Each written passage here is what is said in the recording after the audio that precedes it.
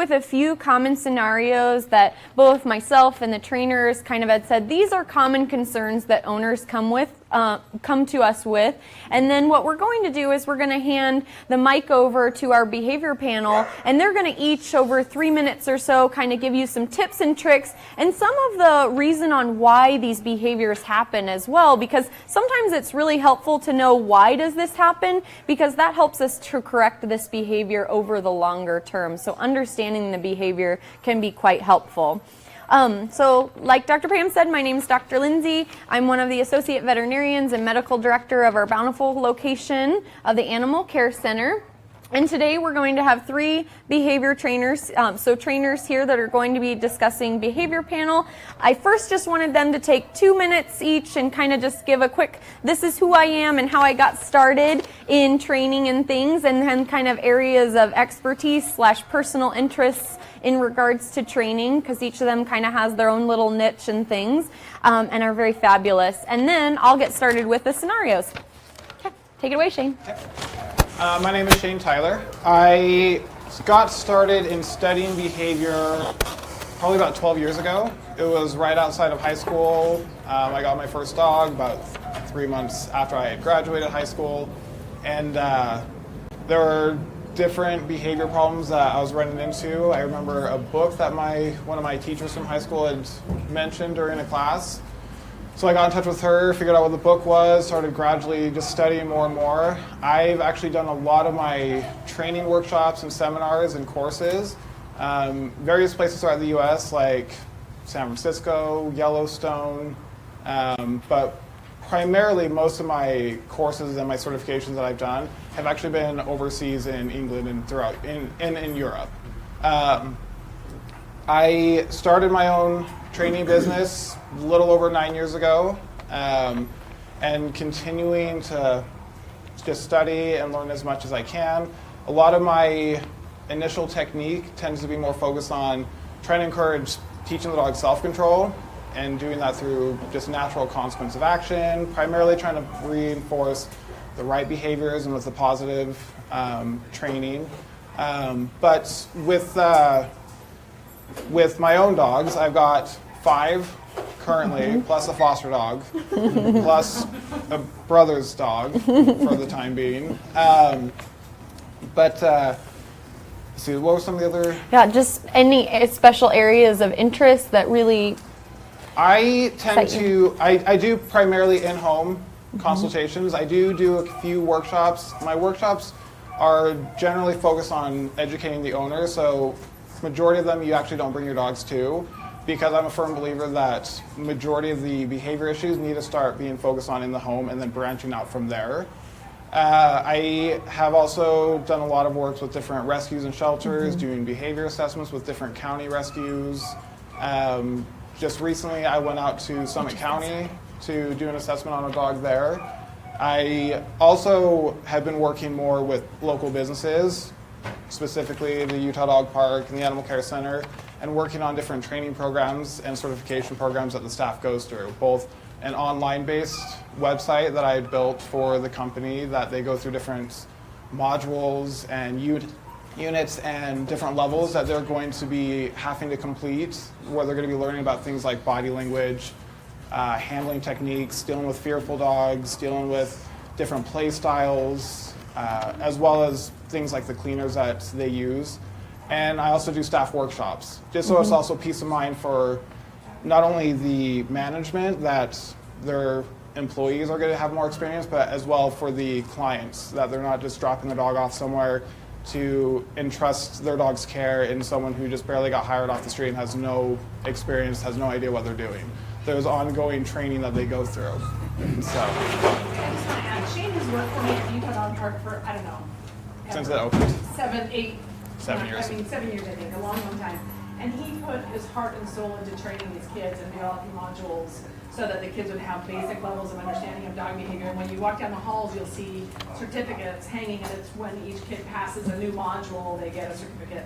And he's done a remarkable job with that, so thanks for that, Shane. Thank you. He's great, great resource. Yep. Yep. perfect. Thank you. 2 minutes. I know. Or as long as you need. or as long as you need. Oh, no. Hi, I'm Astrid, and I grew up in Germany. I've been in the United States for 32 years. I was like very young when I moved here. My background started, we're all little and we had pets and dogs. And as a teenager, I started walking neighborhood dogs. So there was like, yay, I can extra, make a buck or two. We had all kinds of animals. We were the family in the neighborhood that everybody would bring their, like lost cat or lost dog, or I was like, look, a hedgehog. Like I said, I moved here to the United States 31 years ago. Adopted our first family pet at the San Francisco SPCA. Moved to South Carolina. We were military. Moved to South Carolina.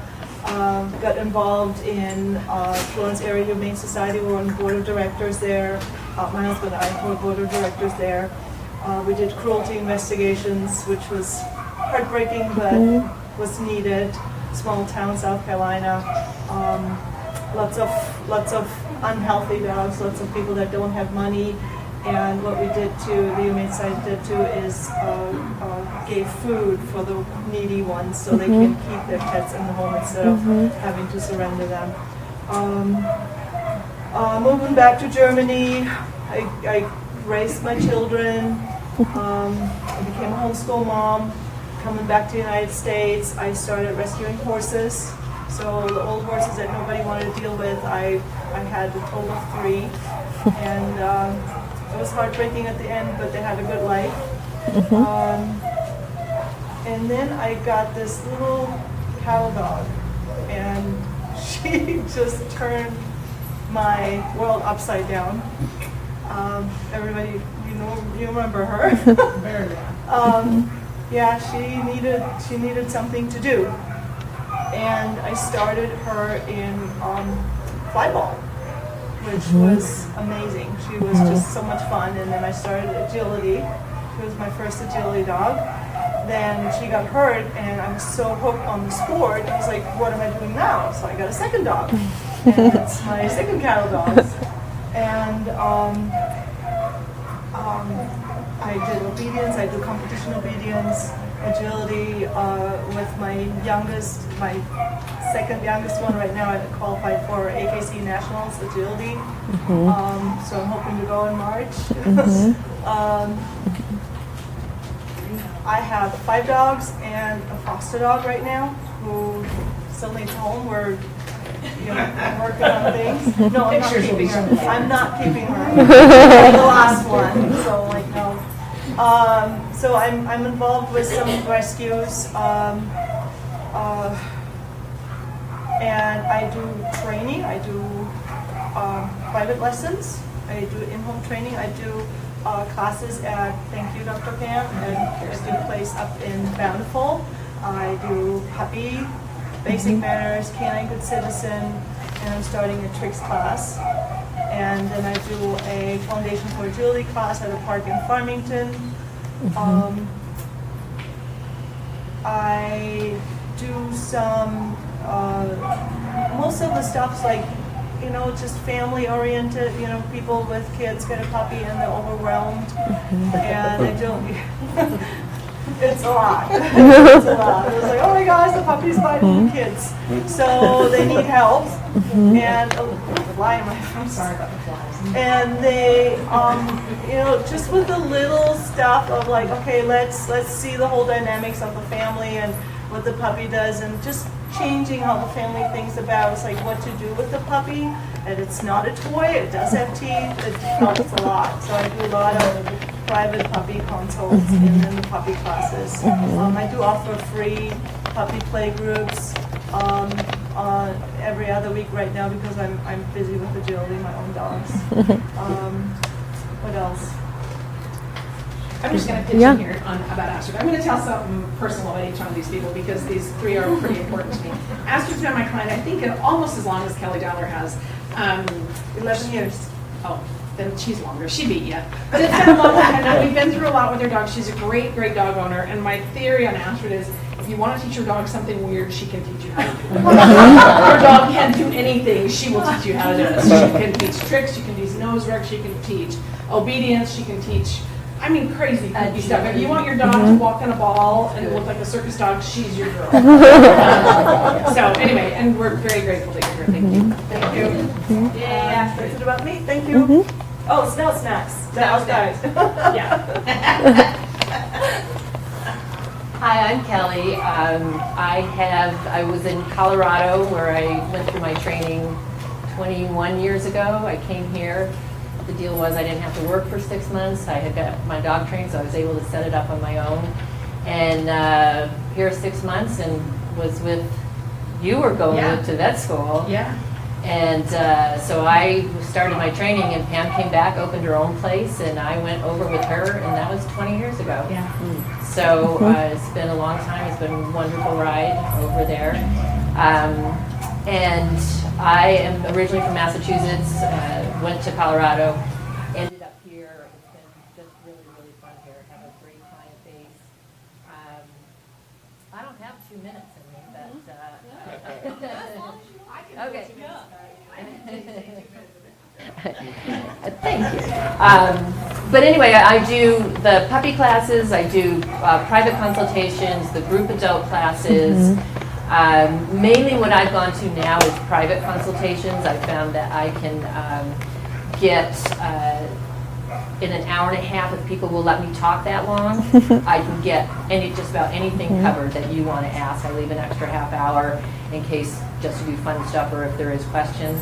So I've kind of gone to a lot of the private consultations, but I keep in touch with a lot of my prior clients and gone through quite a few with you as well. So, but anyway, that's about it for me. So.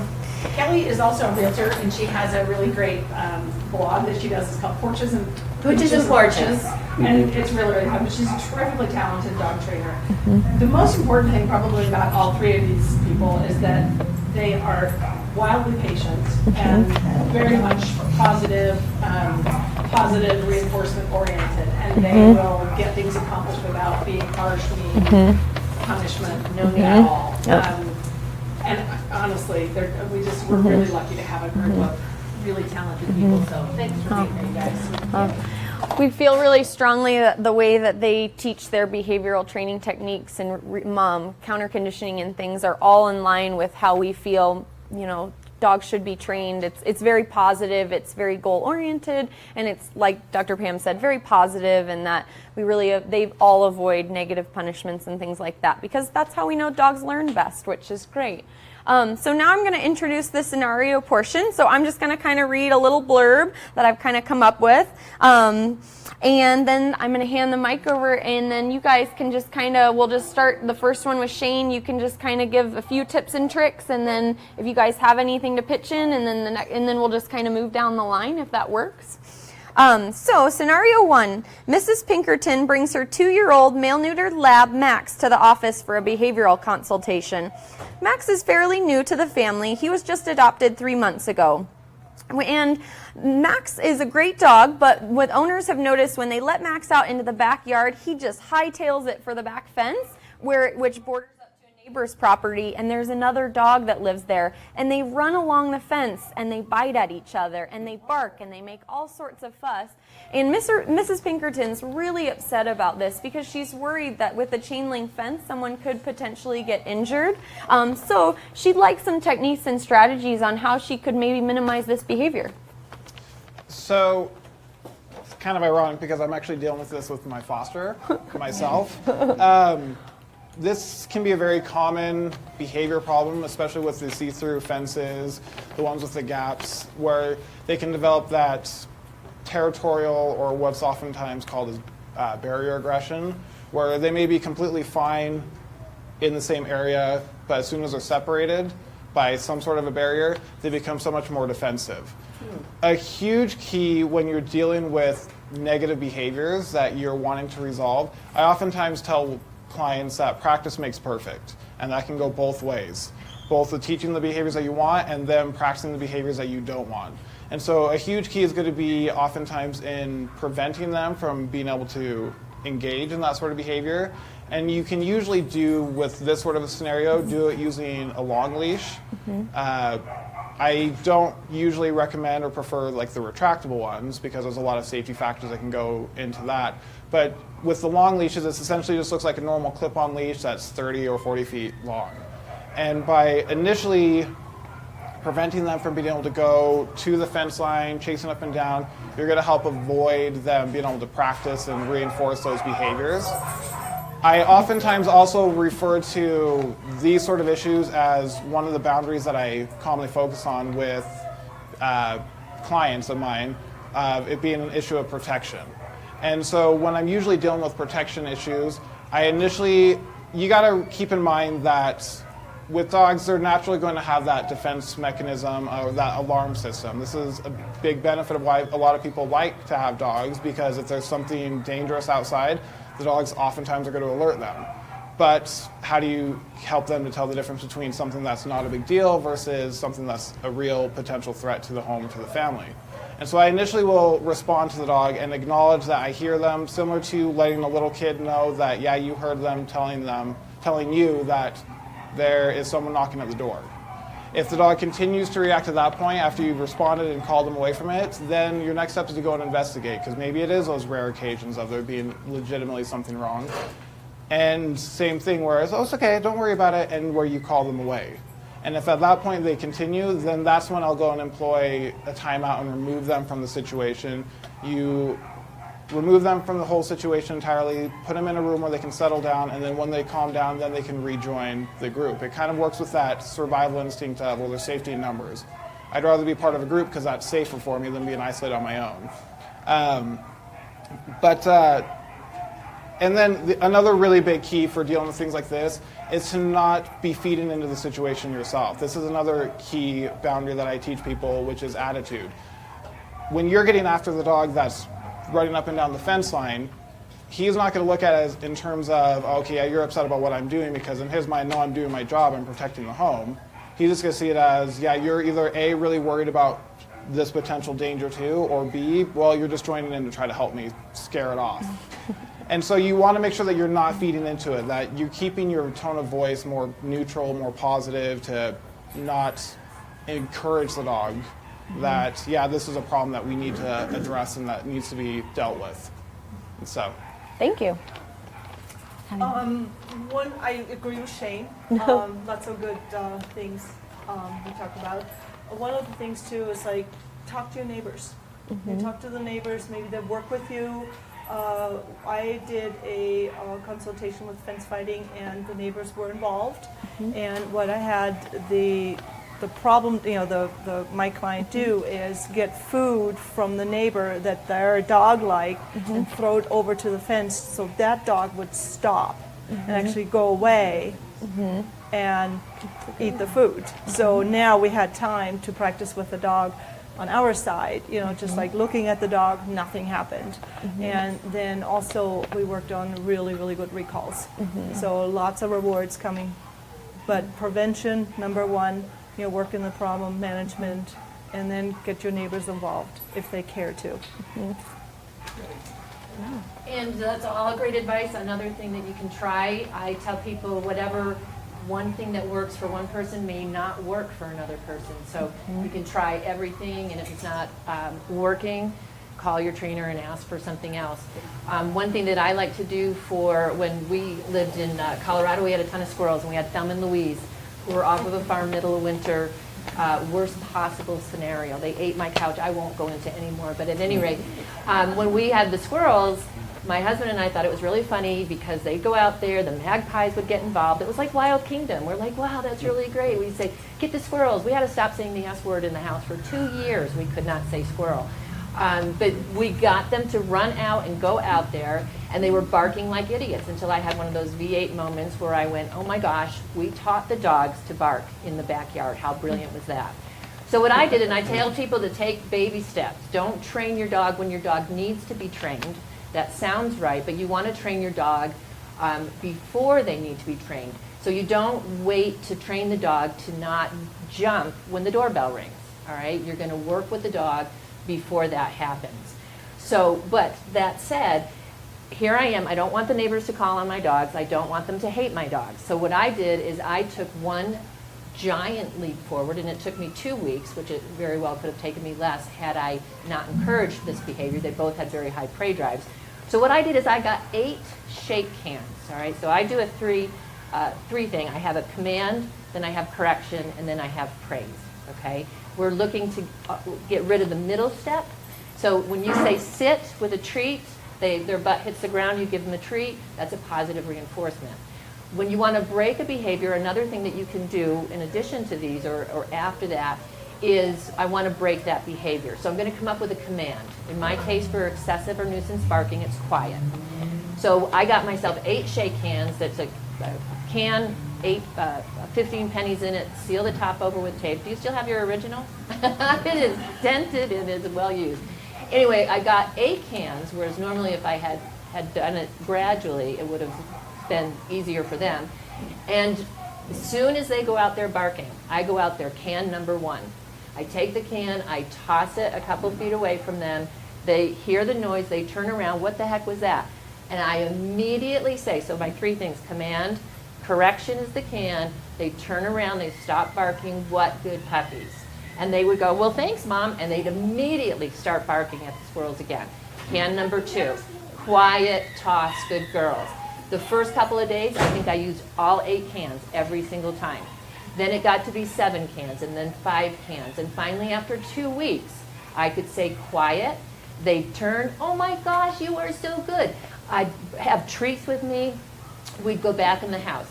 And then about 6 weeks later, they started up again. Because every single time, again, the first thing people forget is the praise. So the dog, you come in with an armful of groceries, the dog stops. The dog starts to jump, you say off, they get down, people go put their groceries away. Put your groceries down, good puppy. Your next, Thelma made it to almost 13 years old, and to the day she died, quiet, she'd stop, good girl. And once you stop that praise, your 3rd step, the dog is going to start going back into that. So anyway, that's how I directed them away. In this case, it was squirrels up in the tree and on the fence, but I got them, so then when I went out and said quiet, they'd turn, I'd come back, and tons and tons and tons of praise. And then again, 6 weeks later, they started up again. I only needed 1 or 2 cans, and they were fine. And then about 6 months later, just a little bit, they're trying again. Then it's just maintenance after that, okay? Okay. Thank you. This is one of the things that I was so excited about with this panel is getting kind of all of the different opinions and things, because just like you said, there are so many different things to try. What works for one dog definitely might not work for the other, so it's fun to hear all the different strategies because they all sound like things that I could use, I know, every day with my kiddo with things that he goes through. So I'm excited to hear more. All right, so we'll get going. Does anybody have any questions, or else we'll just keep moving on to scenario number 2? All right, and then Astrid, we'll start this one with you. So I have Sally and Tom. They're a couple. They're bringing in their 6-year-old pitty mix named Petunia for her annual exam. Yeah, she's been very healthy, but they've noticed since they've moved to their 2nd floor apartment, so they had a little bit of a life change, that she's been barking more frequently, and they especially notice when she sees movement and things outside of the window, or if the mailman comes to the door, that she'll bark and become a little bit aggressive towards the door. And they're really concerned because the apartment has a pretty strict noise policy, and they'd like some strategies to see what they can do to help Petunia. Petunia, 2nd floor apartment. Okay. So she's barking out the window. So we want to make sure that we need to prevent that problem from happening. So block the window. There are, curtains. Obviously, with the big dogs, they're going to tear it apart. But if she doesn't see it, sometimes that helps. There are some covers that you can get at Home Depot that you can put over the window, and it doesn't have to be all the window, like if it's just for the height of the dog. Sometimes what I see too is people have the couch right by the window, move the couch, because what they do is they get on the couch and they look out. Okay, so prevention, we got to work on that. Exercise. How much exercise does she get? Okay. Is she bored? Mental stimulation. It's not just about physical stimulation, but lots of mental stimulation. The first thing I usually talk about with the puppies is all those normal bowls, get rid of them. Get a toy, put the food in there and let them figure out how to get that food out of the toy. It could be a bowl that looks like a maze and they have to work on that. So mental stimulation, nose work, it's fantastic for mental stimulation. If she does it when they're not home, doggy daycare, or have a dog walker come in and get her out. Mailman. Okay, so mailmen are the evil of all dogs. They invade the privacy of the home. They go from home to home to home, so they smell like every house in all of the city. So dogs' noses are really, really good, so they tend to smell, a mailman that came across a yard with 5 other dogs, and all of a sudden it's like in front of the house. Sometimes they do ring the doorbell, and that triggers barking and aggression too. So a place command.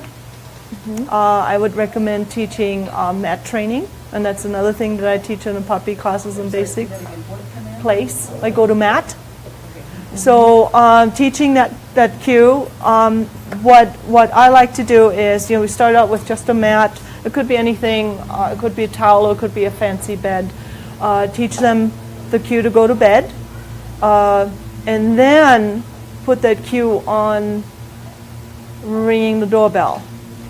So ring the doorbell becomes the new cue for the old cue is go to mat. So ring the doorbell, go to mat. Ring the doorbell, go to mat. So if there's enough training done, what will happen is the dog anticipates ringing the doorbell means mommy's going to say go to mat, and the word's coming. Okay. If the dog is truly aggressive, it's really, it's a fine line. Definitely don't want to open the door. If the mailman does, put the dog away.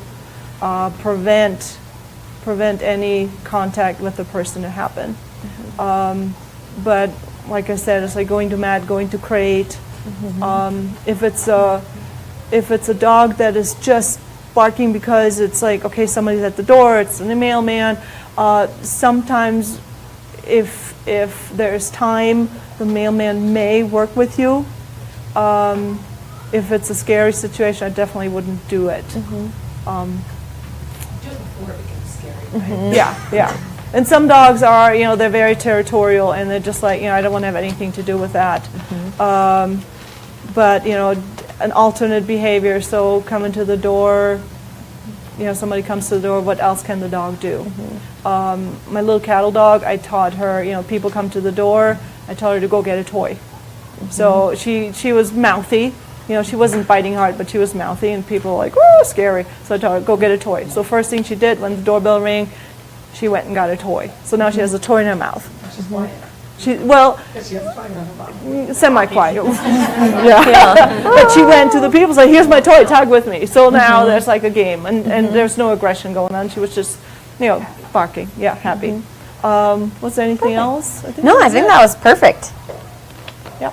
Okay. Thank you. That really covers a lot of it. The only thing I can really think of to add is I've added a touch command to what I train. It's different than the come command, which means come up to me and sit down. But what I found that happens with people, myself included, my friends included, is that once the dog knows come, we tell them to come and we put them in the car when they're at the dog park, or we clip their nails, or we give them a bath, or we bring them to the vet, or who they like though, and trim their nails, do something that they don't like, because that's what we taught them to come for, because we want them to come. So what I've done is I have a touch command, and I just like to get those little bitty training treats or pieces of their food, whatever their work for, and I kind of recess that, and then in the house I teach touch. And touch just means come and get a treat. And their nose touches, good. So it's touch, good, touch, good, touch, good. And then it's kind of what I call my Zen command, because I become the treat bag. So if you've ever gone to the, most of you probably have experienced, when you go to your treat cabinet or drawer or whatever, and you take out those treats, your dog, no matter where they were, are there looking at you. So what happens is we want that to be the come command, but it's not, because we start doing all these things. So what I do in the house, I teach touch. They come up and get it good. Touch, good, touch, good, touch, good, touch, good, touch, good. And then I'll do that several times a day. And then gradually I'll do it when they're not paying attention to me. Then I'll gradually do it when they're in the other room. And this really works obviously with a food-motivated dog. But anyway, I love the touch command, and I'm very, very careful that when I need them to do something, like my dog Taylor, she is very food-motivated, and she will take off. She saw a rabbit once, and I let her go really far, and I told her touch, and she turned around and she came back to me. And I just praise her and let her go.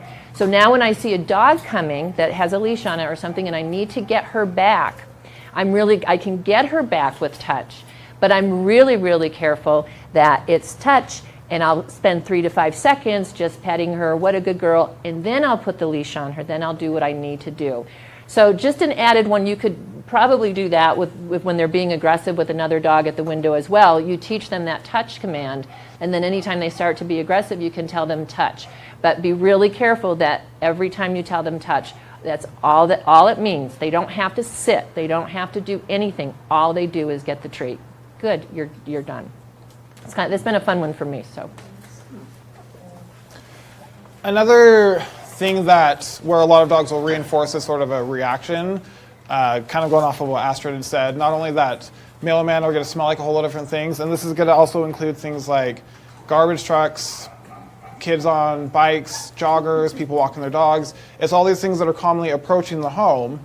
The dog starts to bark at it, and oh look, there they go, they're leaving. So it just kind of reinforces that, yep, I drove it away.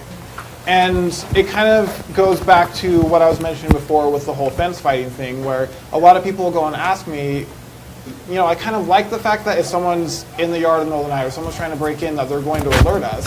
But how do we get them to tell the difference between something like that versus the cat crossing the street or a plastic bag that blew against the window? And that's suddenly the big, massive danger that we've got to get rid of. And this is where I oftentimes use the analogy where it's very similar to dealing with a little kid and someone knocking on the door. We typically teach little kids, no, you don't answer the door yourself, you come and get an adult, because the adult is the one that's going to be capable of making that judgment call of, well, who is this? What do they want? Is it safe to open the door? If something goes wrong or something goes bad, they're more qualified to handle it than a 5-year-old trying to answer the door themselves. And so it's going to be a similar thing where when the dog first starts to react, I initially respond, it's okay, don't worry about it, good dog, or thank you. I mean, you could say banana cream pie, it won't really matter. It's more that you're acknowledging them and calling them away from it. And if they come away and they settle down, great.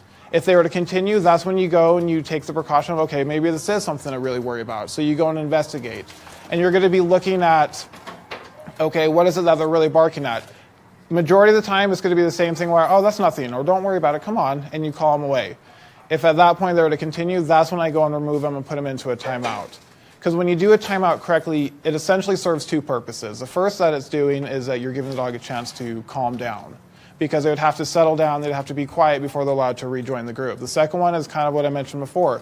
It gives them that consequence that goes against the natural instinct of dogs to want to be part of the group, because that's safer that way. There's safety in numbers. And so this is where I will try to teach self-control that, okay, every time you go to this extent, you get removed.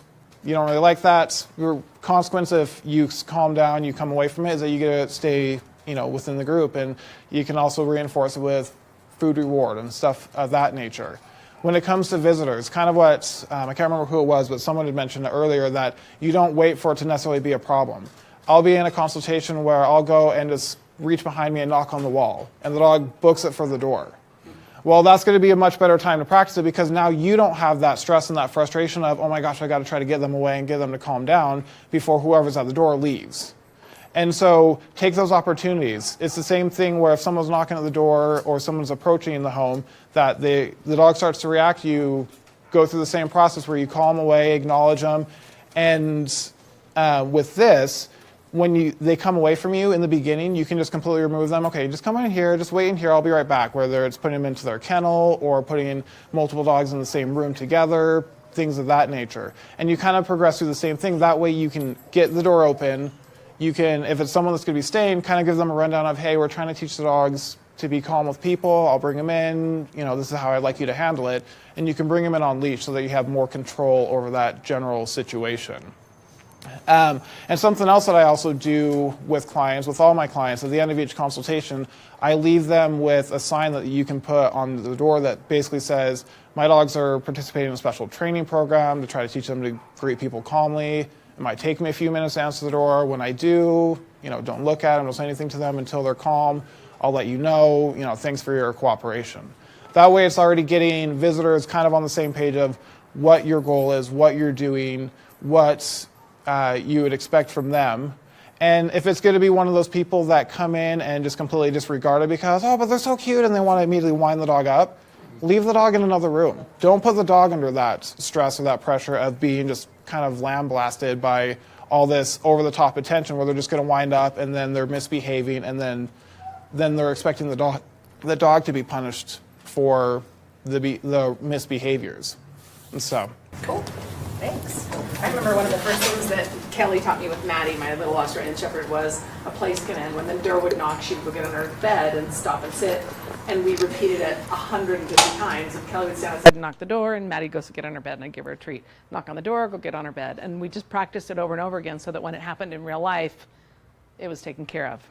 Do you have any questions about this? You can easily get neighbor kids the doorbell ditch for you. Let's not encourage, let's prevent bad behavior before it starts. Okay, anybody have any questions about barking at the mailman or at the door? Yeah. No, I was just going to say, what works for my healer is you hand her something. So the person comes to the door and they give her their backpack or they give her their shoe. And she has to take it upstairs and then she's happy. Perfect. Okay, let's go on to scenario 3 because this is a really important one. And I'm going to cut you guys off after about a minute. So I want you to make this one. Who started the last one? Did you do the last one? No, Astrid did. Okay, so Kelly, you're the first one on this one. Scenario 3, Bob brings in his newly adopted 5-month-old Shih Tzu, Walter, for his last set of puppy vaccinations. Bob notes that Walter's a great dog, but every time he meets a new person, he has a small urinary accident. This also happens when Bob gets home from work. Walter's examined by the veterinarian, and their all health issues are ruled out, including a urinary tract infection.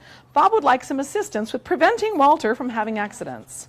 Kelly. Do this one in a minute or under. Excellent. It's called submissive or excitable urination. It is completely involuntary. So if your dog is doing this, you are causing it. Puppies usually will grow out of it. Sometimes they don't. I had a client who she came in, she goes, she had gone through my puppy class and then the adult class, and she came in, she was so mad at her, her name was Nutmeg, and she was so mad at her because she's doing it on purpose. She's getting on my bed now and doing it. And I said, what are you doing? And she said, every time she does it, I get mad at her. I said, well, you're doing everything wrong. And everybody laughed. It was in my group class. But what you want to do is, again, realize it's involuntary. So if a dog is doing that, when you pet a dog on top of the head, that is a dominant behavior. So if you have a real submissive dog or an excitable dog, first off, don't make eye contact, okay? Come into the room, look at your mail, talk to your roommate, whoever you're with, and then when they come over to you, pet them on the chest, okay? So instead of petting over, eventually you'll probably be able to pet them on the head, but if they continue to do that submissive urination, you're causing that. So don't get mad, they can't help it. That's just a vestigial thing left over from, if you're in a wolf pack and you are the bottom of the barrel, you're the omega, and the alpha comes over, what you're gonna do is you're gonna turn over and pee on yourself and be like, look, I am no threat to you, I'm just like a little puppy, I'm no threat. So that's kind of where that comes from. And again, we want to be really, no eye contact, pat underneath, don't even, if they're really bad, just look at your mail or something for the first 5 minutes, and then very casually, hey, how's it going? Pet them, and then go on. And then they'll learn that when you come in, when you go over, it's not a big deal. Shane. Similar with what she was saying, it can be either a fear-based thing or just even overly excited. And so what I usually do, you walk in, kind of walk past them, don't look at them, don't say anything to them until they calm down. If it's more like a nervousness thing, very small bits of attention to begin with. Another common thing that I recommend people not do, and this is just even with well-adjusted dogs, for the most part, if it's a dog's not familiar with you, you want to avoid the very common approach of where you're going up, oh my gosh, what a cute dog, and you're reaching towards them. Because a lot of times the dog's, oh my gosh, what are you doing? It's much less threatening and intimidating to even turn to the side and let them approach from the side. That's one way that dogs will do, even amongst themselves. It's called a calming signal. Or even if you feel comfortable enough with the dog, crouching down more their level. This is less intimidating.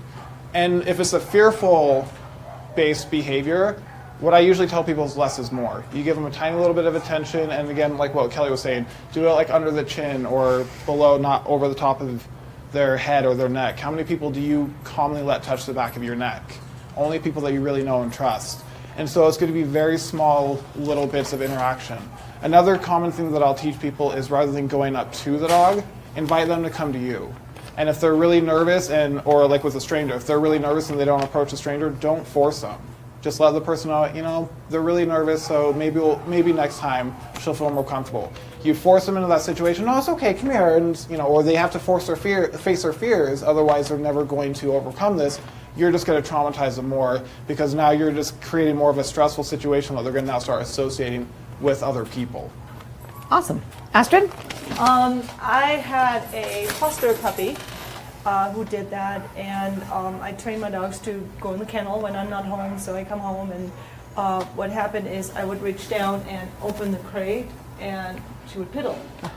So what I did is instead of going for the door, I just put treats in. And then I would open the door. Perfect. And then she'd eat the treats, and I said, let's go outside and go potty.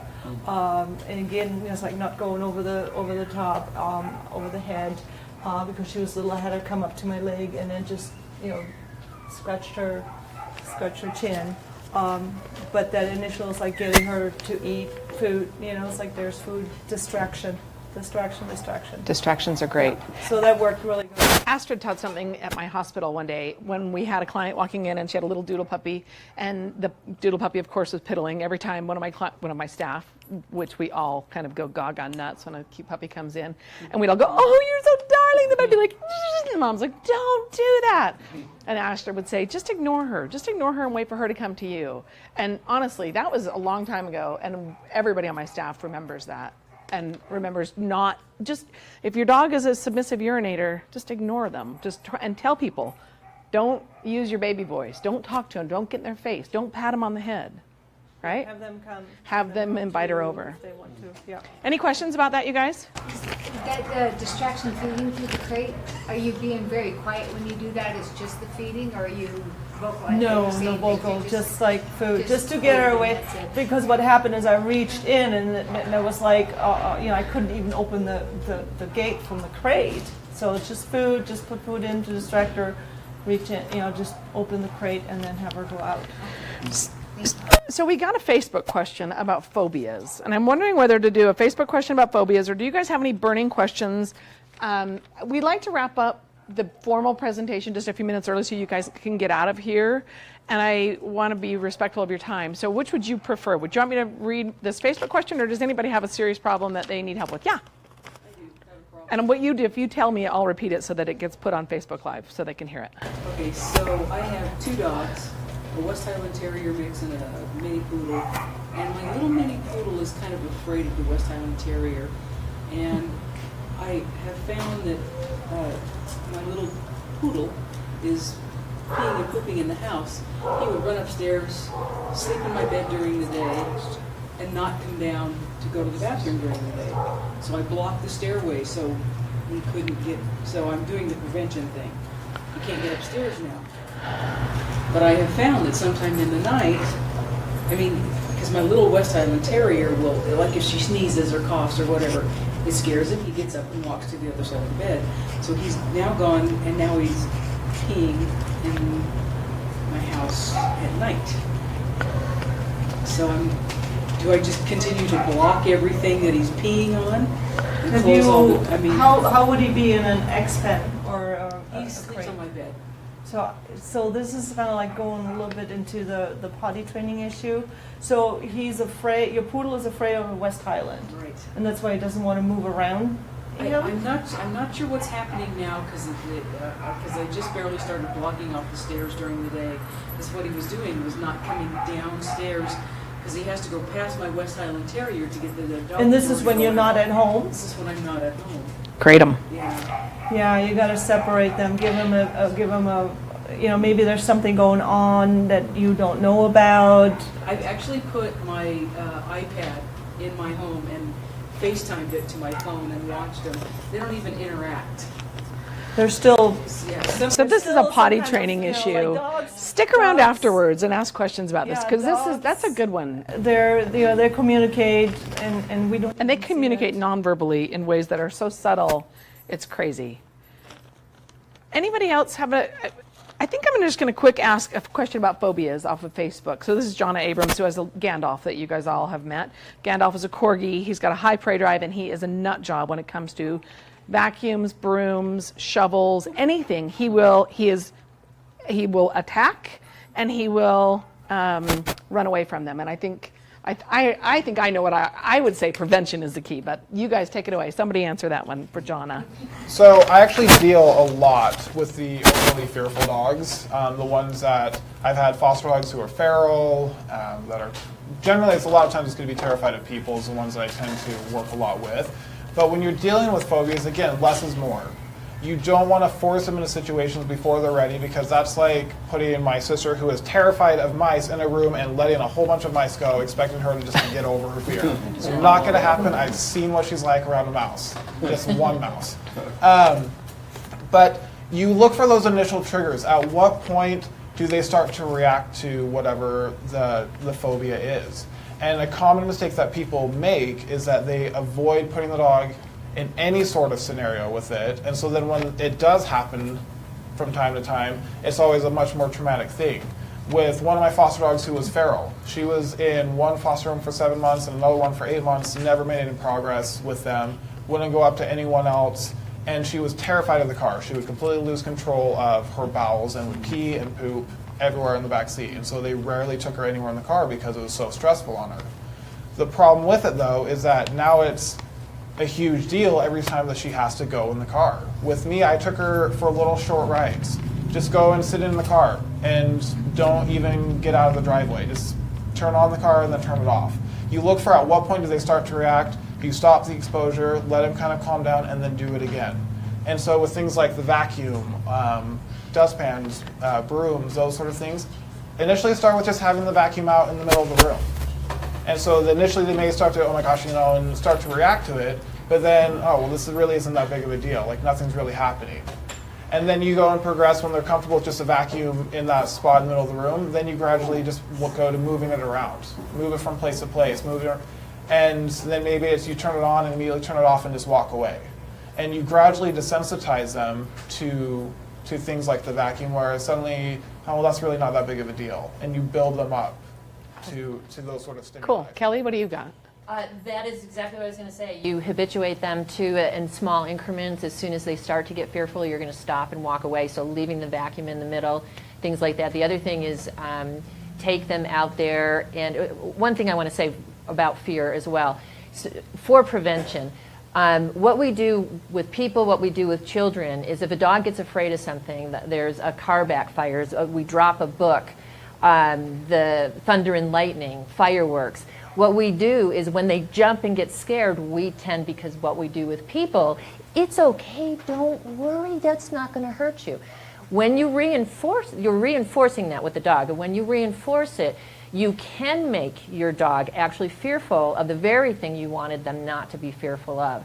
So just to add to Shane's thing for prevention, don't do that. If they become afraid of something, just be, hey, do you want to go for a walk? Here's a treat. Let's go into the kitchen. Have them sit. Just have them do anything. Redirection. Redirection. And lead by example. Astrid? I'm not worried, why are you? Yes, exactly. I actually had that with her, with Abby and the vacuum cleaner. With Abby, sorry. We couldn't even get to the closet.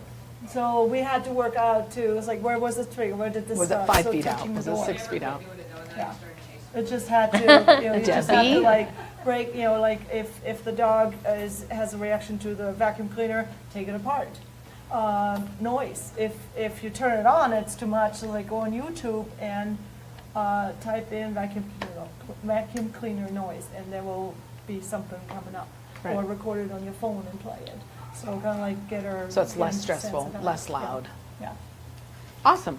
You guys, it's 10 minutes till 8 now, and I think we can probably stop Facebook Live now and let anybody leave that needs to leave, and just will you guys stick around for a little while? And I would just invite you all to have some more food, have another glass of wine.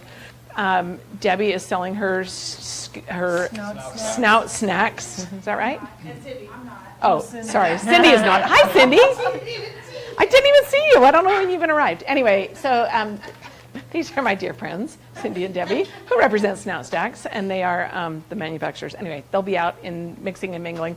Please stick around, and we really, really appreciate you guys for coming, and thank you, guys. Thank you. What you guys don't know is that dog trainers can be really territorial and kind of bitchy to each other. And it's not these guys. I mean, but in general, if I said to Joe Public on the street, how do you think about so-and-so, the dog trainer, they'll always have an opinion, and they're kind of naughty to each other. And I really feel like it's sort of like veterinarians. We have to have a really good relationship with one another so that we can say, oh, I just learned something I didn't know from Shane, or I just learned something I didn't know from Astrid or Kelly, and they probably are doing the same thing with each other. And so I really appreciate you guys. Thank you. For coming.